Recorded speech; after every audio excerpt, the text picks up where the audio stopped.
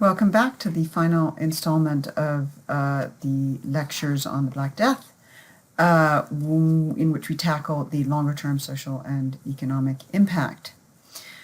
Let us just begin with the notion that it is pretty much impossible to imagine that the death of between a third and half of the community over 3 years would not have had a profound effect on social and economic relationships, on productivity, on systems of status and hierarchy, and individual opportunity. We have to begin by remembering, of course, that the plague wasn't a one-time thing. It happened repeatedly throughout the 14th, 15th, and 16th centuries. In Paris alone, we can document cycles of plague hitting throughout the 14th century, and then in 1400, 1412, 1418, 1421, 1432, 1438, 1448, 1466, 71, 78, 1481, 1499, and onwards. So between 1340 and 1420, Paris was fully halved in its size. And think about what that would do to a city, to its economy, to its building projects. It was sort of a hollowed-out shell of itself. The question is, what were the broader nature of that change, and how profound was it? Did it exacerbate just existing trends? Or was it an exogenous factor that changed the course of history? Right, so for instance, did it exacerbate, it already seemed that population growth that had been going on for the better part of 400 years and had really fueled economic growth and prosperity and the development of the European system of life, culture and economy, was already beginning to stall around 1280 to 1300. So was the plague the cause of changes, or did it just exacerbate those changes? A lot of disagreement about this among historians and economic historians, but overall the conclusion seems to be sort of somewhere down the middle, that it was one of a number of interrelated factors, including climate change, right, with the end of the medieval climate anomaly and the onset of the Ice Age, along with endemic warfare, which was itself exacerbated by changes in climate, economy, and disease, in a system of sort of interlocking influences that altered all sorts of social realities. One of the issues that historians face is that a lot of this argument, a lot of this analysis requires numbers, and our numbers are going to be notoriously hard to pin down for the Middle Ages. So you just might try to get your head around the difference between 45 million people dead and 70 million people dead, right? Which is the range that is given when we say a third to a half of the population died, right? That's a very significant difference in numbers. We do have some local numbers, and sometimes it's easier to sort of get our head around what that would mean. Lots of towns measured hearths in a town for the hearth tax, right? The number of fireplaces, if you will. And so if we look at the town in Périgueux, southern France, for instance, in before the Black Death, they counted 1,224 hearths, and only 850 by 1380, a generation later. So we might just say that it was shifted downwards by a third, but it is also possible that it was more than that, because if the nature of the demand for housing had lightened up, it is quite possible that with more housing suddenly available, a consolidated family that was living in one hearth may have dispersed into several hearths. And so here we see the sort of downstream effects, the downstream effects of plague, and plague as a mechanism for different kinds of social change. There's, of course, great regional variation, but we've got a lot of really good information about England, partly because the English were very good at keeping records, and particularly tax and death records. But again, this is going to look different in other parts of the world. Broadly speaking, what we see is, because of the shift in the land to labor ratio, right?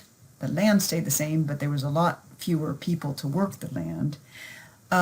we see a huge shifting in the in the working classes' control over their economic fortunes. We see increased real wages for laborers. We see them able to obtain greater freedom of movement and greater flexibility and control of both their economic role and their status. It seems that it comes with an increase in lifestyle and life expectancy. This was frequently mitigated by other factors such as endemic warfare and actually a very heavy tax burden that was imposed in many areas in order to support warfare. And so, again, generalizations are hard. But if we follow what happens in the immediate wake of plague, you can see that labor shortages, because this is an agricultural economy, gave workers a greater financial leverage. The Crown very quickly stepped in. I asked you to read the Ordinance of Laborers. You can see how early this is. This is in June of 1349. So the plague had just arrived to England. And the Crown stepped in an effort to stabilize the economy and tried to fix wages at pre-plague levels. This was in vain. The provisions were reissued again, and we do see people being prosecuted for profiteering. But over time, it wasn't sustainable, and the system did need to accommodate the new realities of the relationship between land and labor. Land prices plummeted.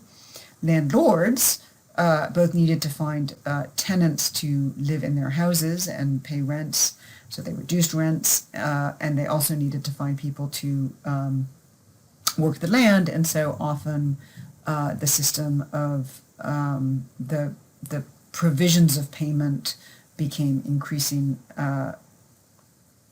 in the laborer's interest. We also see a shortage of parish priests, so the same notion of, if you will, religious labor was a problem, and we see a consolidation of parishes, and the lowest rung of the priesthood, the parish priests, all got a raise. Broadly speaking, this system of renegotiation essentially did away with the practice of serfdom, that is, being tied to the land. And it pretty much sounded the death knell for the manorial system that underpinned feudalism. Now, in my field, medieval history, feudalism is a contested term, but here we're just going to use it to mean the medieval social and economic order that was based on an agricultural foundation, often staffed with forced labor or serfdom. None of this happened immediately, but what we're talking about is changes over several generations. It also suggests, however, that there may have been rising expectations of the peasantry. And here we want to gesture to a series of revolts that occurred a generation or so after the onset of the plague, these popular rebellions that seem to indicate anger towards the ruling class, specifically over these types of economic issues. The three most famous, there are more than these, but the three really famous ones are the Jacquerie in France that occurred in 1358, the Chompy Rebellion in Florence, which happened in 1378, and most famously the Peasants' Revolt in England in 1381. It is often said and then disputed that the Black Death led directly to the Peasants' Revolt, and here we have a picture of a bunch of rebels, murdering the abbot of Shrewsbury in that year. In addition to the rising fortunes of the laboring class in the 15th century, historians often attribute a number of longer-term developments to the onset of the plague. One is the development of medical science. We've already gestured to this in an earlier segment, but it does seem that plague helped break the Galenic stronghold on the practice of medicine that had been in place for the better part of 1,000 years, new practices augured the rise of new forms of surgery, the transformation of the role of hospitals, and the rise in standards of public health.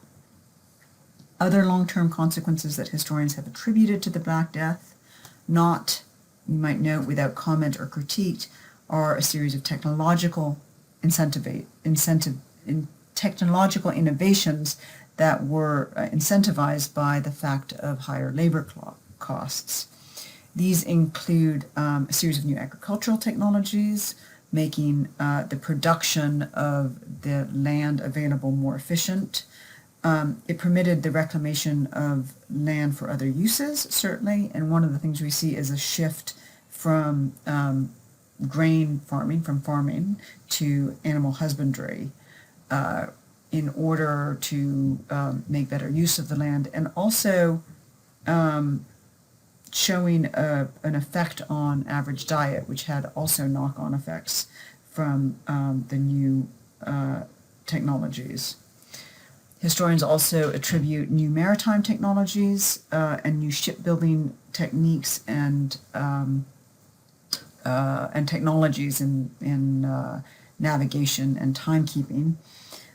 Here again, the logic is that there were fewer sailors to go around, so you needed bigger ships and able to make the long-distance journeys and keep big cargoes. People here point to the development of the three-masted ship, which then permitted or encouraged or was needed for the great age of exploration that ensued. And finally, people often point to the printing press and the development of printing, which was, of course, the revolutionary new technology that transformed intellectual and social life in the early modern world. Here again, the argument is that labor shortage meant that scribes, who were needed for copying out medieval manuscripts, were in short supply at precisely a time that literacy was on the rise. And this, of course, required Gutenberg's famous inventing of the printing press. It is certain that all of these claims can be contested.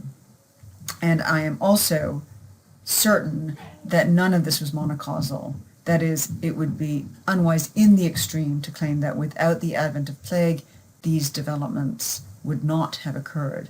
That I think we can say with certainty that the arrival of the Black Death in 1347 and its recurrence in the next several hundred years was one of those decisive historical factors in the transition from the medieval world to the early modern period, playing a central role in demographic history, economic history, technological, political, religious, and cultural history, that it is one of the great markers of the divide between the then and the now that has shaped the course of Western history.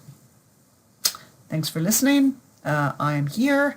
If you have any questions, feel free to email me at my email, which is here. And good luck with the class. Good luck with the term.